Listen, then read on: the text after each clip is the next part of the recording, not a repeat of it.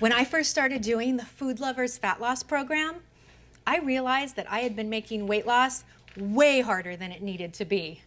Once I learned a little bit about how my metabolism works and how my body processes the food I eat, then I realized that I could really use all my favorite foods, all the foods I was already eating, to speed up my metabolism and burn off the excess fat.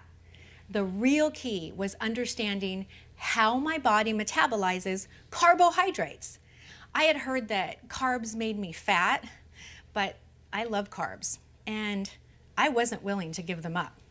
Well, as it turns out, I didn't have to. See, there are two kinds of carbs. Slow carbs, that's greens, most veggies, certain fruits, and fast carbs. The ones I love and was unwilling to give up are these, the fast carbs. That's things like bread, pasta, sweets, even beer and wine. And they can cause you to gain weight if you eat them the wrong way, but they don't have to. Let me show you what I mean. This is a typical day's worth of food, not unlike what my family and I ate before I started the plan. Waffles for breakfast, a sandwich for lunch, and a meatloaf dinner. But the problem with these meals is they don't have the right ratio of fast carbs to protein and slow carbs. Let's take a look at breakfast. It's essentially all fast carbs. And that means it has the tendency to elevate my blood sugar levels, and that puts my body into fat storing mode, basically telling it to store everything I eat as fat. And that was happening at almost every meal. What I learned on Food Lovers was I didn't have to give up any of these meals.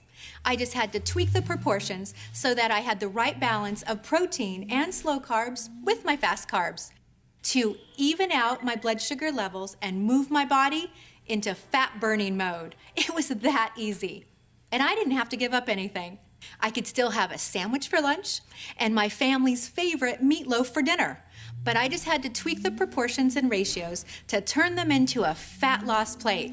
And then those very same meals will even out my blood sugar levels and cause my body to burn fat rather than store it. Then I learned one other thing, and this was really hard for me to get my head around since I had been a chronic dieter. It turns out I wasn't eating often enough. See, when you go a long time without eating, like I did, between meals and in the evening, your blood sugar drops and your body thinks it's starving, putting your body once again into fat storing mode at the bottom here. So what did I do? I adjusted my eating schedule and started snacking in between meals and into the evening. Now my blood sugar levels stay even, keeping my body in fat burning mode all day long. It was that easy. You really can eat all your favorite foods and reduce your waistline every single week.